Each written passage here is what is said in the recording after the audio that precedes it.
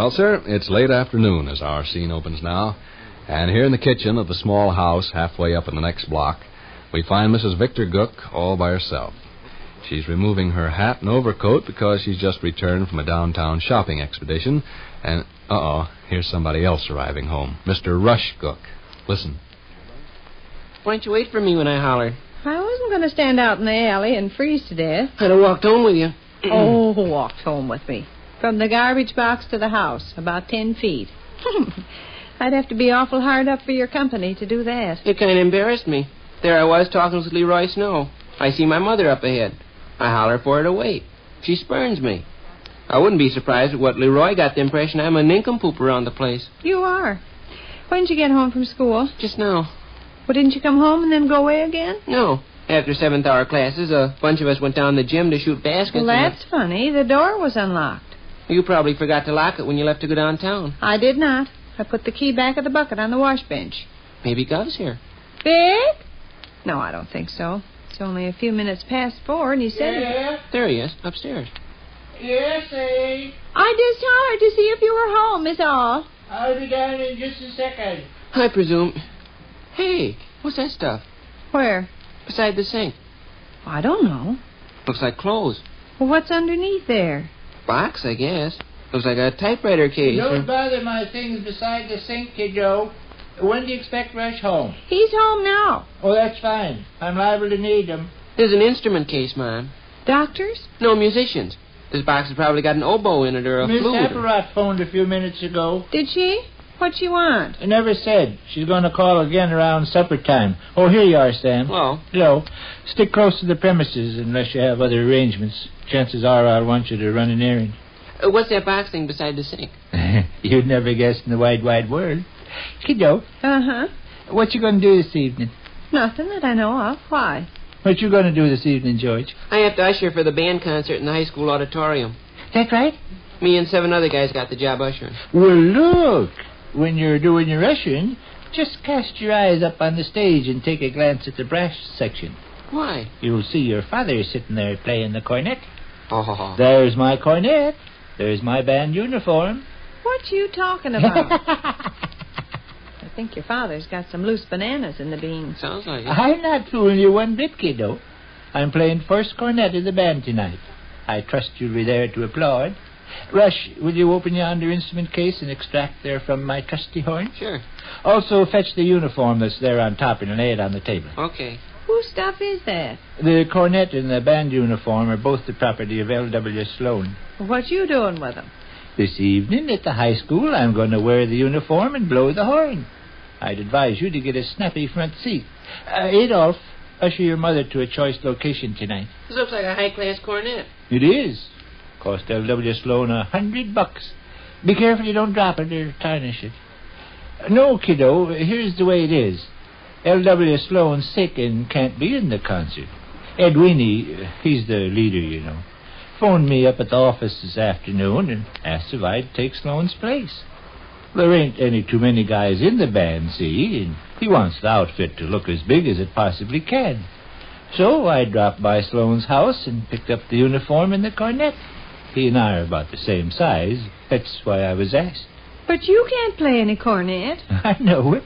Well, then what's the idea? I'm just going to pretend to play it. Hold it up to my mouth and work the plungers up and down. There won't be anybody know the difference. How crazy. No. I'm doing the band boys a good turn. See, they want to put up as good an appearance as they possibly can. They want every chair filled and every instrument used. I told Ed Weenie I'd be glad to help out. The band is a community project, and as a good citizen, I can do no less than... hand it here one side. Sure is shiny and nice. You betcha. What tunes you going to play? My music's there in the case. Get it, will you? Well, you've never even tooted a horn before, have you? Don't even know how. And you're going to sit up there on the stage in front of everybody with that gold-braided suit on and act like you're tooting? Sure. Ridiculous. No, it's not. You'll throw the other fellas off their music. I'm not going to really blow this, you understand? There won't be a sound out of me. All I'll do is puff out my cheeks and work these button things up and down. Here's your band pieces, guy. Oh, thanks. See what we're going to play, kiddo? Mm-hmm. These are my cornet parts. I play these notes written along this page. What's this first note, you know, Rush? B flat, I guess. Not sure. B flat, see, Sade? I started out with B flat.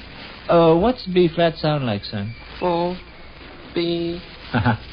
Play it on your horn once. I can't. You're some cornet player.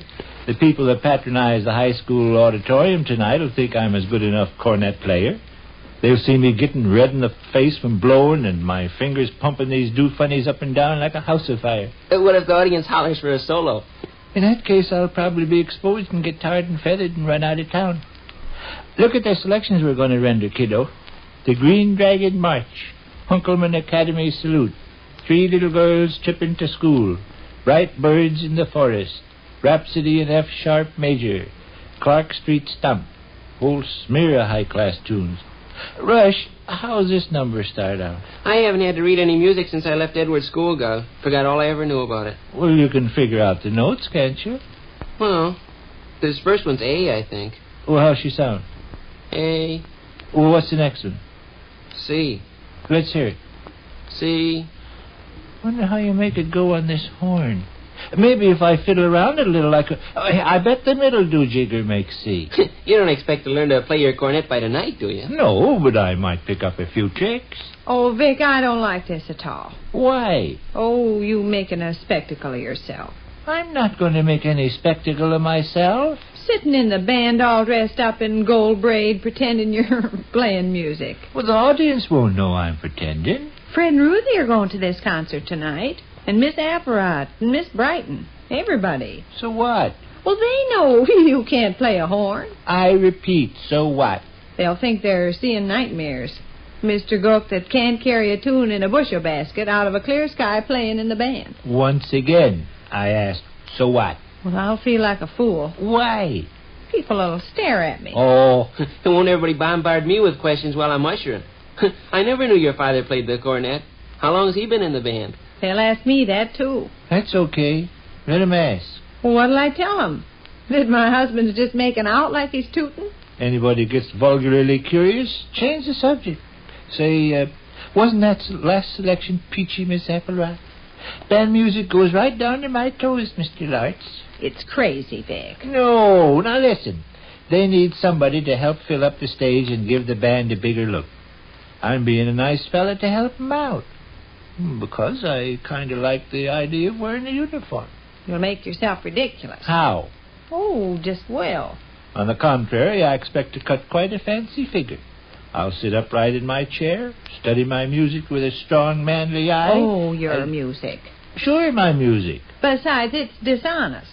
What is? Letting on like you're playing pieces on a horn when really you're not making a sound. Oh, shucks. Why, Ruthie and them will faint. Fine. If you're determined to do this, why don't you just lay the cornet in your lap? While the other guys are playing, you mean? Yes. Well, wouldn't I be a hot-looking musician? Be better than cheating. Oh, cheating. It's nothing but cheating. Oh, forget it, kiddo. I probably won't be arrested for this cheating I'm going to do. Oh, what's that selection you got there, Rush? The Dance of the Primroses. I believe that's along about the middle of the program. Very pretty piece. See, Sade, all the notes I play? You don't know them notes from beans. Perhaps not, but those who come to hear the band concert will think I'm throwing in frills by the dozen. Ed Weeney's going to show me how to hold the cornet tonight and give me tips about pushing down the valves and all that. Occasionally I'll lean over and study my music real hard, like I'm not sure whether the next note's a flat or a sharp. Catch on? Oh, my. Bill, what's this first one? I'd call it D. How's she go? D. D. A little higher. D. D. Yeah. See, kiddo? It's not hard to play the cornet. Which concludes another brief interlude. The small house halfway up in the next block.